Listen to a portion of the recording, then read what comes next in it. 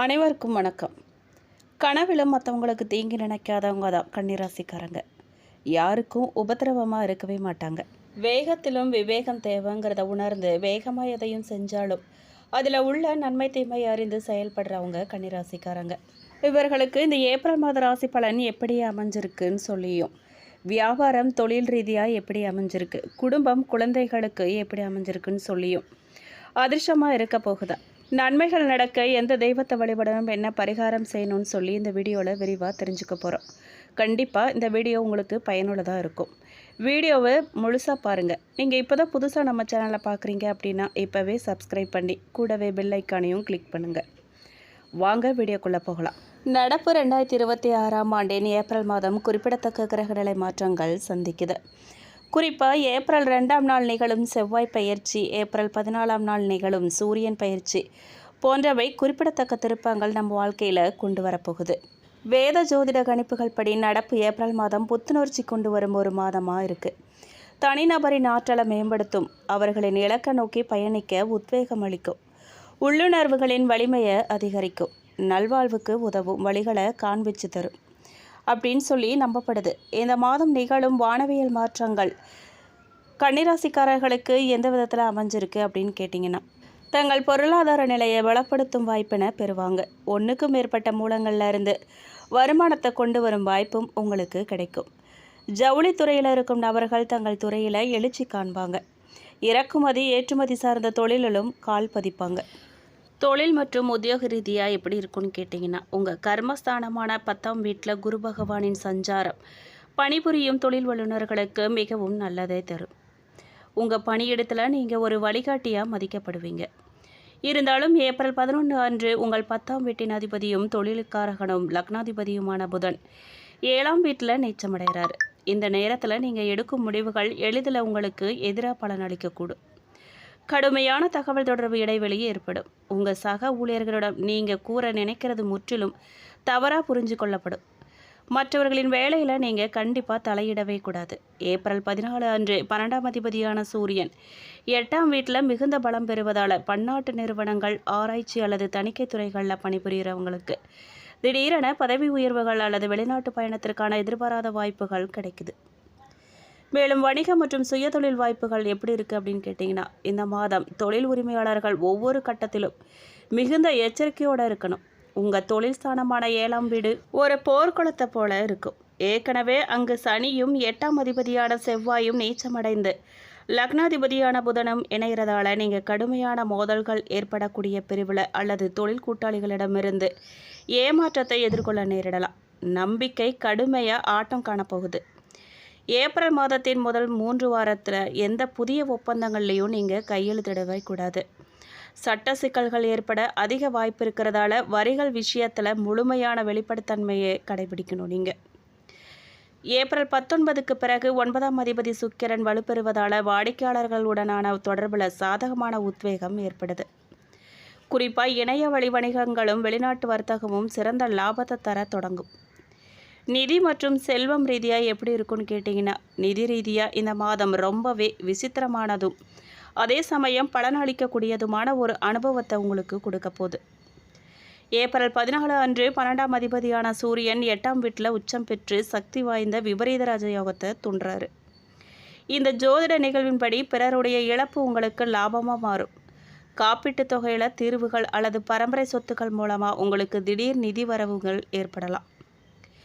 மேலும் உங்கள் செல்வத்தின் 2ஆம் அதிபதியும் பாக்கியத்தின் 9ஆம் அதிபதியுமான சுக்கிரன் ஏப்ரல் 19 அன்று தனது சொந்த ராசியான ரிஷபத்தில் 9ஆம் வீடு பிரவேசிக்கும் போது உங்களின் அனைத்து நிதி போராட்டங்களும் மறைஞ்சிடும்.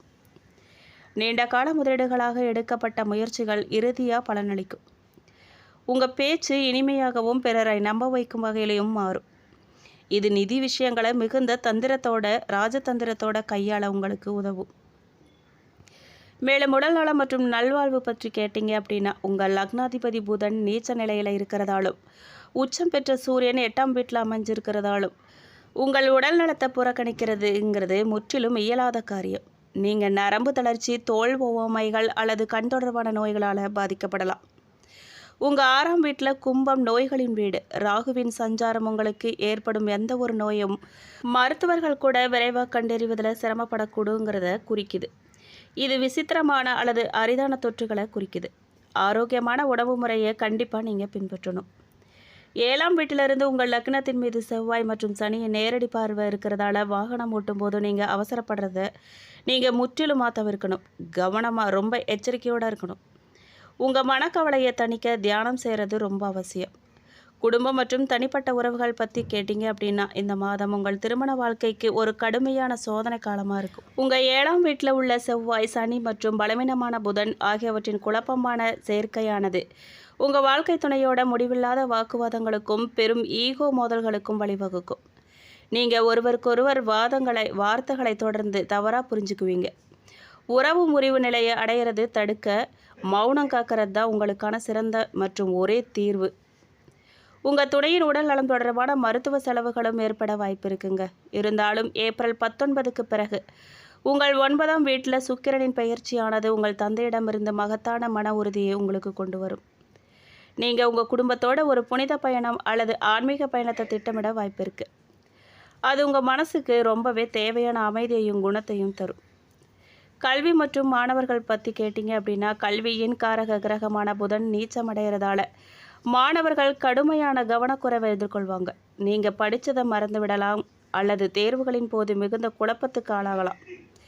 இருந்தாலும் 9ஆம் வீட்டில் உள்ள சுக்கிரன் மற்றும் 10ஆம் வீட்டில் உள்ள குருவின் ஒருங்கிணைந்த சாதகமான தாக்கங்களால் உயர்கல்வி, முதுகலை, முனைவர் பட்டம் மற்றும் ஆராய்ச்சி மேற்கொள்ளும் மாணவர்கள் சிறந்த அங்கீகாரத்தை பெறுவாங்க மற்றும் வெளிநாட்டு பல்கலைக்கழகத்தில் சிறப்பான வாய்ப்புகளை பெறுவாங்க.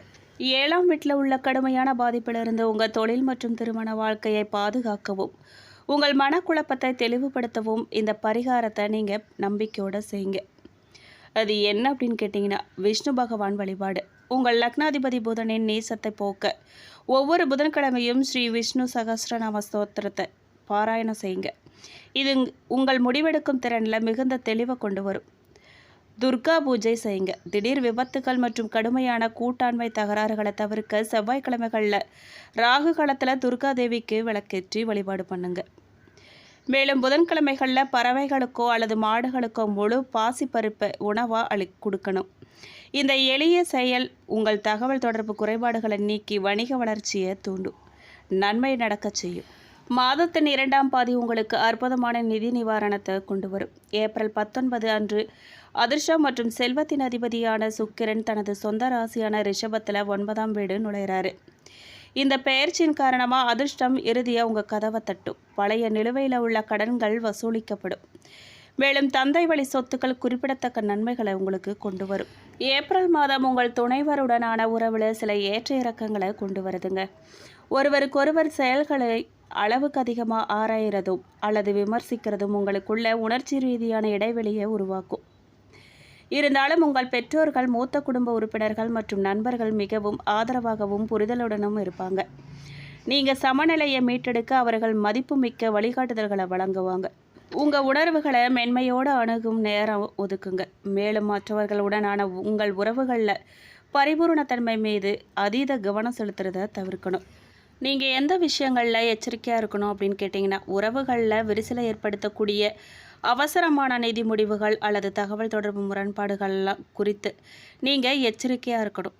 பணி தேவைகளையும் தனிப்பட்ட நேரத்தையும் சமநிலைப்படுத்துறது சவால்களை ஏற்படுத்தக்கூடும். அதனால் மன சோர்வை தவிர்க்க சுய பராமரிப்புக்கு முன்னுரிமை கொடுக்கணும். மேலும் இந்த மாதம் புத்திசாதுரியத்தை பயன்படுத்தி காரியங்களை வெற்றிகரமாக செஞ்சு முடிப்பீங்க. செயல்திறன் அதிகரிக்குங்க. ஆனால் பயணங்களின் போது உடல் ஆரோக்கியத்தில் கவனம் தேவை. தொழில் மற்றும் வியாபாரத்தில் நல்ல லாபம் கிடைக்க பெறுவீங்க. பிரச்சனைகளை பேசியே தீர்த்துருவீங்க. உத்தியோகத்தில் இருக்கிறவங்க பதவி உயர்வு, கூடுதல் பொறுப்பு கிடைக்க பெறுவாங்க. எதுலேயுமே திட்டமிட்டு செயலாற்றுறதால் மேல் அதிகாரிகளின் பாராட்டு உங்களுக்கு கிடைக்கும். குடும்பத்தில் இருக்கிறவங்க கிட்ட அனுசரித்து நடந்துக்கிறது உங்களுக்கு அமைதி தரும். கணவன் மனைவி இருவரும் சேர்ந்து எடுக்கும் முடிவுகளால் குடும்ப விஷயங்கள் சாதகமாக நடக்கும். பிள்ளைகளால் பெருமை சேரப்போகுது. பெண்களுக்கு அடுத்தவர் பேசுகிறத காதில் வாங்காமல் தவிர்க்கிறது நல்லது. நீண்ட நாட்களாக இழுபறியாக இருந்த பிரச்சனைகள்லாம் இந்த மாதம் குறைய போகுது. மனசில் எதிர்காலம் பற்றிய சிந்தனை உண்டாகும். மாணவர்களுக்கு கல்வியில் வெற்றி பெற நண்பர்களின் உதவி கிடைக்கும். வீண் செலவை குறைக்கிறது நல்லதுங்க. கலைத்துறையினருக்கு எடுக்கும் முயற்சிகள் சாதகமான பலன் தரும். கடன் பிரச்சனை தீரும். எதிர்ப்புகள் அகலும். தொழில் வியாபாரம் தொடர்பான போட்டிகள் நீங்கும். அரசியல் துறையினருக்கு விடாப்பிடியா சில வேலைகளை முடிப்பீங்க. நண்பர்களோட மனத்தாங்கள் வருங்க. யாருக்கும் சாட்சி கையெழுத்திட போடாதீங்க. வேலையாட்கள் பிரச்சனைகள் வரக்கூடும். மறைமுக எதிர்ப்புகள் வந்து நீங்கும். உத்திரம் நட்சத்திரம் 2, 3, 4 பாதக்காரர்களுக்கு இந்த மாதம் குடும்பத்திலும் மகிழ்ச்சி தரக்கூடிய நிகழ்ச்சிகள் நடைபெற்று மேலும் மன நிம்மதியை ஏற்படுத்தும். தொலைதூர பயணங்கள் மேற்கொள்ளக்கூடிய வாய்ப்புகளும் அதன் மூலமாக அனுகூலமான பலன்களும் உண்டாகும். மேலும் அஸ்தம் நட்சத்திரக்காரர்களுக்கு இந்த மாதம் துணிச்சலாக எதையும் செஞ்சு முடித்து காரிய வெற்றி அடைவீங்க. மற்றவர்களுடன் இருந்த பகை நீங்க போகுதுங்க. பூர்வீக சொத்துக்களில் இருந்த சிக்கல்கள்லாம் தீரப்போகுது. பணவரத்து கூடும். அரசாங்கம் மூலமாக லாபம் உண்டாகும். நீண்ட தூர பயணங்களால் சாதகமான பலன்கள் கிடைக்கப் போகுது. மேலும் சித்திரை நட்சத்திரம் 1, 2 பாதக்காரர்களுக்கு இந்த மாதம் தொழில் வியாபாரத்தில் இருந்த தொய்வு நீங்கி விறுவிறுப்படையும். வசூலாக வேண்டிய கடன் பாக்கிகள் வசூலாகும். தொழில் தொடர்பான பிரச்சனைகள் தீரும். உத்தியோகத்தில் இருக்கிறவங்க பணி தொடர்பான கஷ்டங்கள் குறையும். மேலும் இந்த வீடியோ உங்களுக்கு பிடிச்சிருக்கணும், பயனுள்ளதாக இருந்திருக்கணும்னு நம்புகிறோம். வீடியோ பற்றின கருத்துக்களை கமெண்ட் பாக்ஸில் பதிவிடுங்க. நீங்கள் இப்போ தான் புதுசாக நம்ம சேனலை பார்க்குறீங்க அப்படின்னா இப்போவே சப்ஸ்கிரைப் பண்ணி கூடவே பெல் ஐக்கானையும் கிளிக் பண்ணுங்கள். நன்றி.